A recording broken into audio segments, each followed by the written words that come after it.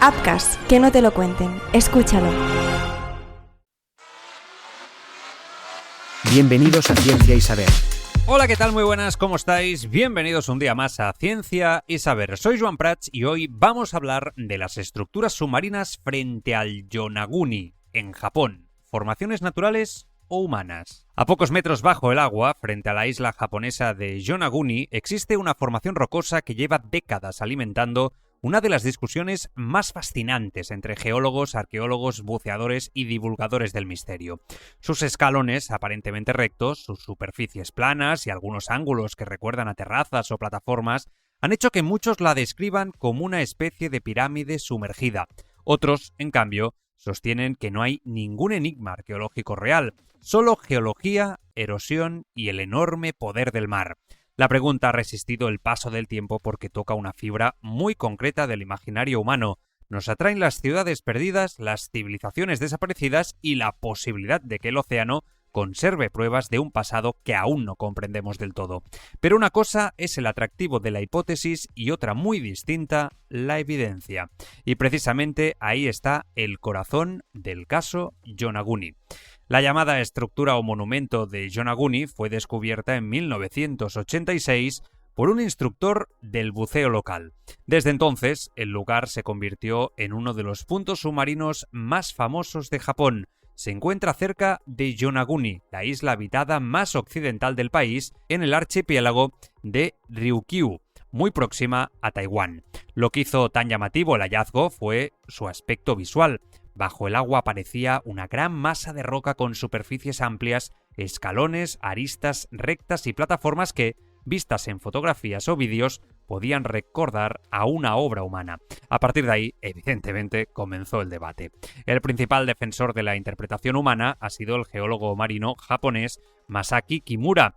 Durante años, Kimura sostuvo que algunas de las formas del yacimiento parecían demasiado organizadas para explicarse solo por procesos naturales. Entre los elementos que señaló figuraban escalones, supuestas terrazas, alineaciones, cavidades que interpretó como posibles puntos de anclaje y zonas que, según él, podían haber sido modificadas por mano humana. En algunos momentos, Kimura llegó a sugerir que la estructura podía tener miles de años y que quizá perteneciera a una cultura desaparecida del área de Ryukyu. Esa lectura convirtió a Yonaguni en un tema recurrente en libros, documentales y programas de misterio, donde a menudo se ha presentado como la posible prueba de una Atlántida japonesa.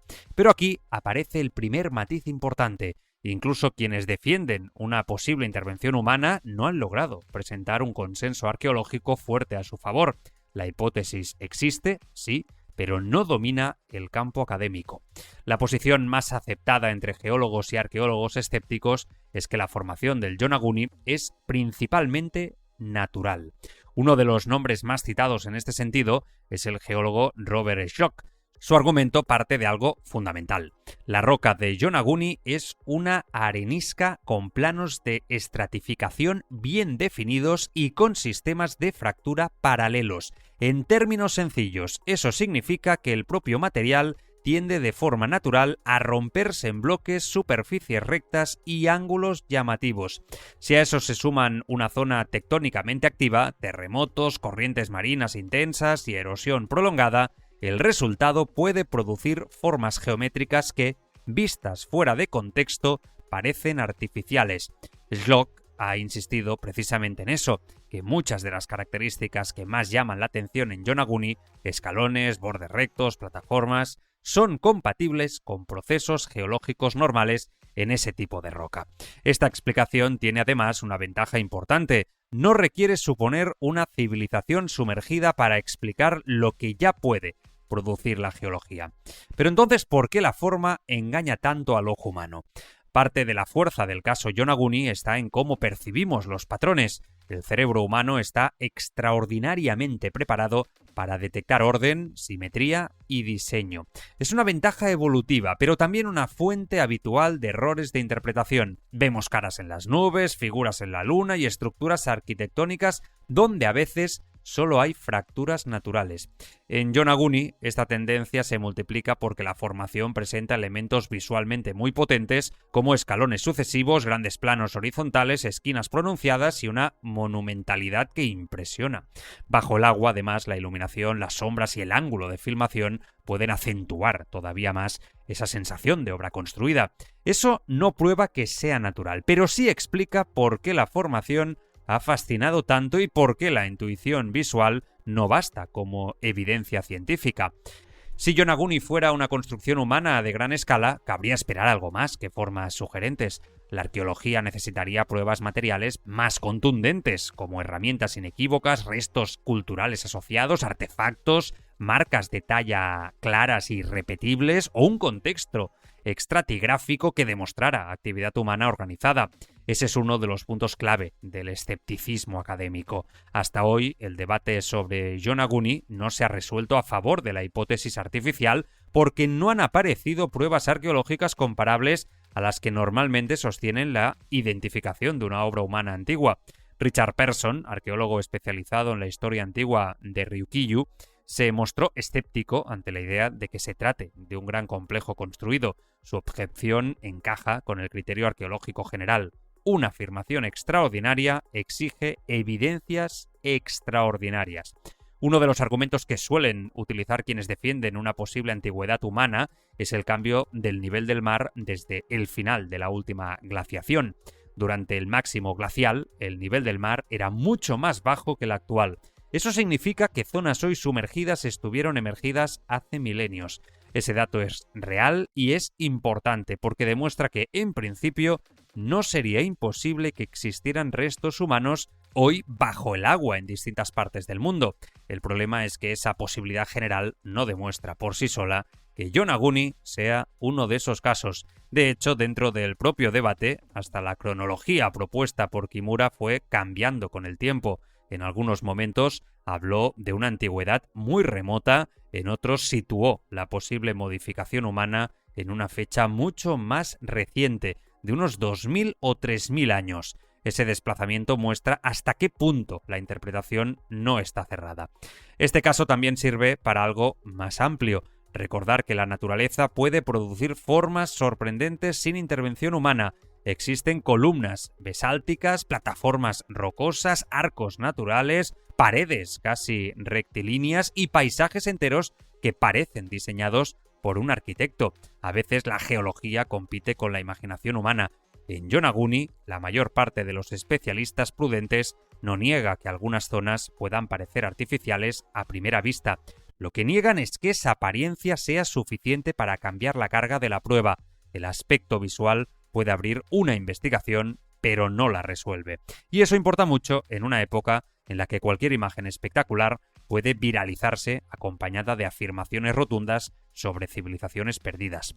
No hay unanimidad absoluta en el sentido de que el debate siga vivo en el imaginario público y algunos investigadores sigan defendiendo una posible intervención humana parcial, pero sí puede decirse algo con bastante claridad. La interpretación dominante entre los especialistas más citados es que Yonaguni es, sobre todo, una formación natural. Yonaguni continúa atrapando la imaginación porque reúne todos los ingredientes de una gran historia. Por ejemplo, está bajo el mar, en una zona remota, presenta formas monumentales y conecta con una fantasía universal, la de la civilización desaparecida, borrada por el tiempo y el agua. Además, la falta de una prueba final, visualmente simple, favorece la persistencia del misterio. Para mucha gente, mientras una estructura siga pareciendo una pirámide, el caso seguirá abierto. Pero la ciencia funciona de otro modo. No basta con que algo parezca diseñado, hay que demostrarlo. Y hasta ahora eso no ha ocurrido.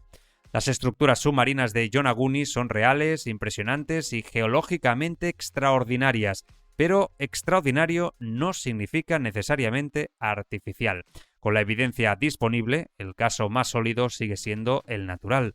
Una gran formación de arenisca moldeada por estratificación, fracturas y actividad tectónica y erosión marina. La hipótesis humana ha tenido defensores notables y un enorme recorrido mediático, pero no ha aportado todavía las pruebas arqueológicas necesarias para desplazar la explicación geológica. Y quizá esa sea la parte más interesante de toda esta historia. no solo nos habla de una roca bajo el agua, sino también de nuestra necesidad de encontrar ruinas donde a veces solo hay tiempo, presión, fractura y evidentemente mar, mucho mar. Mañana más, Ciencia y Saber. Ciencia y Saber, una producción de Upcast. Upcast, que no te lo cuenten. Escúchalo. En mito, en presidente. Esta no es una historia sobre política, es una historia sobre lo que pasa cuando un país confunde gloria con salvación. ¡Santiago Galán! ¡Eres eterno! ¡Gol para la historia! Dicen que el poder revela quién eres, pero hay hombres a los que el poder no revela nada, solo los desata. Nací en el campo de batalla. Y aquí estoy. Por fin vamos a cambiar las cosas. Vamos a devolver a España su lugar. En una noche como esta, no se debate, se sobrevive. Porque este país se mide no por cómo trata sus más ricos, sino por cómo cuida a los que más lo necesitan. En la víspera del debate más importante de una nación, un líder está dispuesto a quemarlo todo. ¡Seguridad! ¡Llévense a Raquel ya! ¡Lo tenéis todo grabado! Somos dinamita. Somos inevitables. Una ficción sonora de Joan Prats protagonizada por Hugo Silva. El Partido del Poder, de Upcast. Disponible en las plataformas de podcasting.